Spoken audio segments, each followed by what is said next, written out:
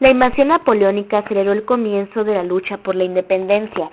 Al descontento de los criollos se unió la oposición de los peninsulares respecto al nuevo emperador.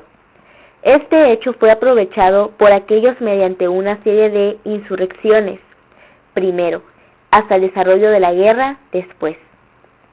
La independencia se veía la única opción para establecer un gobierno libre, capaz de administrarse y dirigirse por sí mismo, porque la corona española ya no se ocupaba sus territorios y tenía sus propios problemas.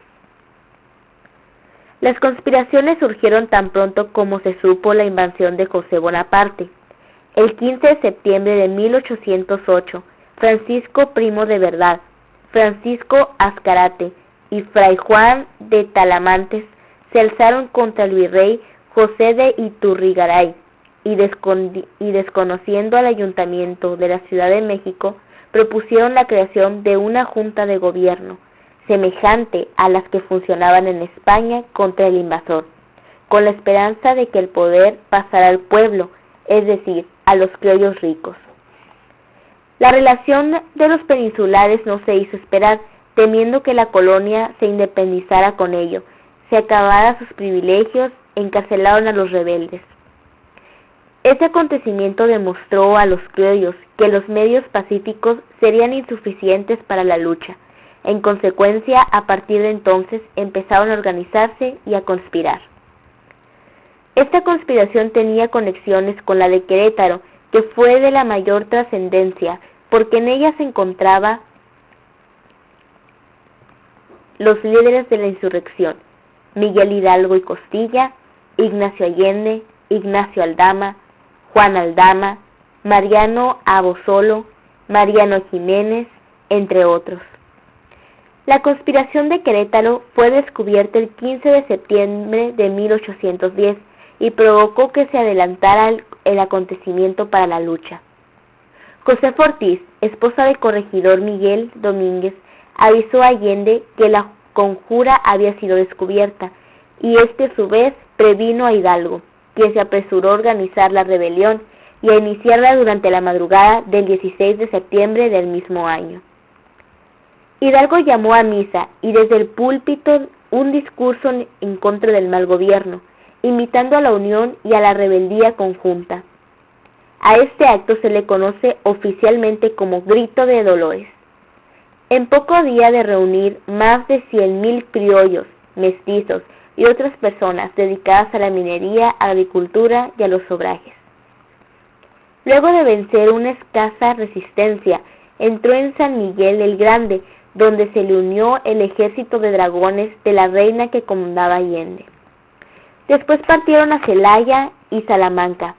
Tomó al capitán de Guanajuato después de un intenso y sangriento combate en el que destacó la continuación de un minero apodado el Pípila, al incendiar la puerta de Granaditas, para facilitar la entrada de los insurgentes. El mismo Hidalgo castigó severamente tales excesos con la pena de muerte. Los obispos de Michoacán, Jalisco, Nuevo León, Oaxaca y Puebla excomulgaron al cura y a sus colaboradores, pero cuando arribó con su ejército a Valladolid, logró retirada la excomunión. Después de esto, Hidalgo tuvo varios enfrentamientos y batallas. Estas fueron: Batalla de Monte de las Cruces, Batalla de Aculco, Batalla de Puentes de Calderón y la retirada al norte del país. En el año 1810, el cura del pueblo de José María Morelos y Pavón, se enteró que el pueblo de Dolores, el cura Miguel Hidalgo, acaudillaba una rebelión en búsqueda de la libertad. Morelos sale en busca de los insurgentes. Hidalgo reconoce a su exalumno y dicta un nombramiento que decía: por el presente, comisiono a mi lugarteniente, José María Morelos, para que en la costa del sur levante tropas, procediendo con arreglo a las instrucciones verbales que le he comunicado. La muerte de los principales caudillos de la independencia no acabó con el movimiento. Este fue continuado por Ignacio López Rayón y al sur por José María Morelos y Pavón, quien daría la organización, estrategia y carácter militar que no había tenido entonces. Rayón unió tropas insurgentes dispersas y desorganizadas por la muerte de Hidalgo. De Coahuila pasó a Zacatecas, pero perseguido por Calleja se trasladó a Michoacán, y en Zitácuaro formó una conjunta de gobierno para unir y reorganizar el ejército y para establecer un gobierno que lo rechazó porque no estaba de acuerdo con que Fernando III siguiera gobierno a la colonia, como proponía la Junta de Gobierno. Al sur, Morelos formó un ejército cumpliendo las indicaciones que tiempo atrás le dictara Hidalgo.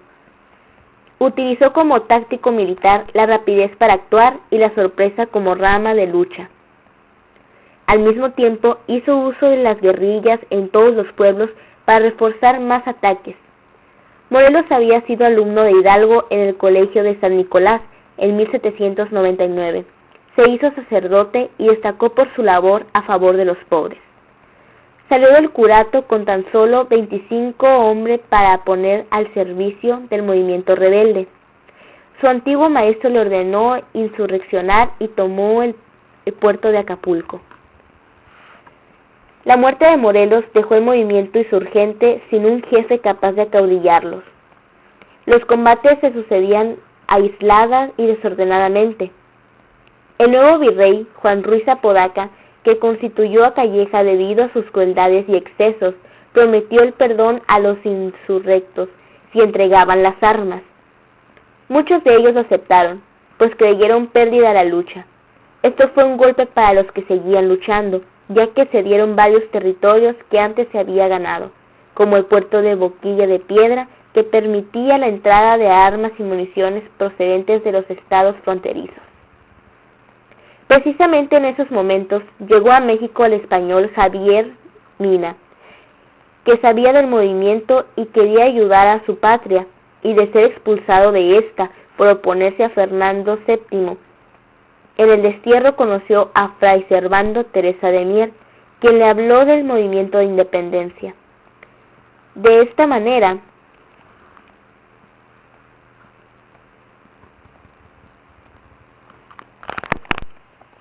Mina vio la posibilidad de luchar contra el gobierno tirano del rey.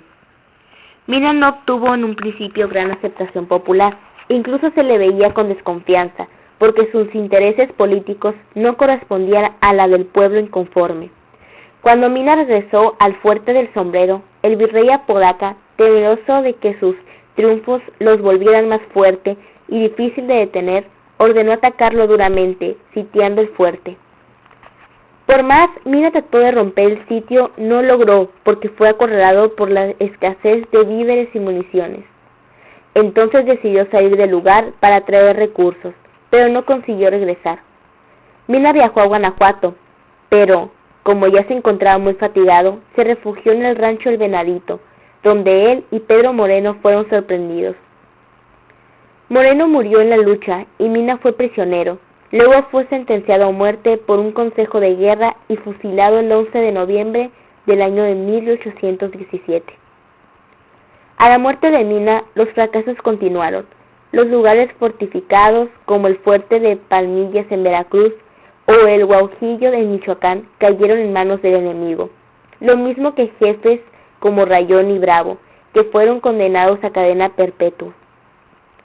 Después una nueva etapa de lucha estaba cerca. Guadalupe Victoria peleaba en Veracruz, mientras Vicente Guerrero lo hacía en las montañas del sur. Guerrero tenía experiencia en la insurgencia, había combatido bajo las órdenes de Galcana y Morelos, quien lo consideró un hombre número uno y valiente, cualidades que no tardó en demostrar. Guerrero libró muchas batallas con éxito. En 1812, siendo apenas capitán, derrotó al español Llano, lo que le valió seguidores para la causa insurgente. En 1815, con el grado de coronel, obtuvo en Tiapa una gran victoria. En 1816, derrotó a los realistas en el cerro de Piaxtia. Debido a sus victorias, fue nombrado general en jefe de las tropas del sur. Sostuvo una lucha en casi toda la zona del río Balsas y la costa del sur. Se le proporcionó valiosos recursos para la lucha. Mientras tanto, el Armijo renunció a su cargo porque no pudo detener el avance de las tropas sureñas, que afianzaron la acción bélica del insurgente hasta la consumación de independencia. El día 24 de febrero de 1821 se firmó el Plan de Iguala. Entre sus puntos importantes tenemos: la religión católica sería la única aceptada en el país. La Nueva España sería independiente de cualquier otra potencia. Iturbide y Guerrero encontraron al Plan de Iguala por parte de los absolutistas, encabezados por el virrey, quien decidió enviar tropas a combatirlos. Sin embargo, gradualmente diversos jefes militares se fueron sumando al plan y se enfrentaron a los realistas, hasta dejarles únicamente las ciudades de México y Veracruz. Estando así la situación, el 30 de julio desembarcó este puerto Juan O'Donoghue, que había sido nombrado virrey. En situación de Apodaca, O'Donoghue, al darse cuenta de que no podría detener el rumbo del acontecimiento, decidió buscar un arreglo de los insurrectos, para lo cual se reunió en Córdoba con Iturbide. Se acordó reformar el Plan de Iguala, obteniendo como un resultado que se firmara el 24 de agosto los tratados de Córdoba.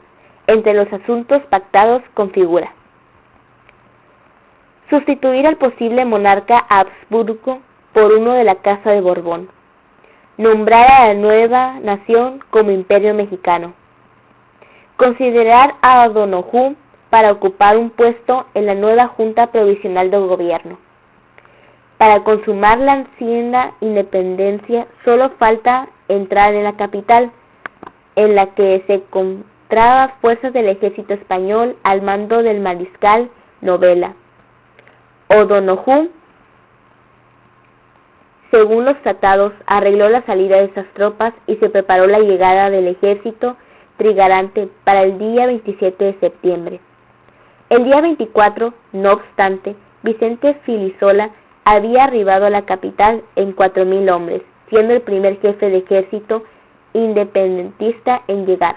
3 días después entraron las fuerzas trigarantes, con Iturbide al frente. Este se dirigió al palacio, en donde, junto con O'Donoghue, presenció el desfile de las tropas y asistió a la celebración de los servicios religiosos en la catedral. Iturbide, dirigiéndose a los ciudadanos, dijo: «Ya sabéis el modo de ser libres, a vosotros toca señalar el de ser felices».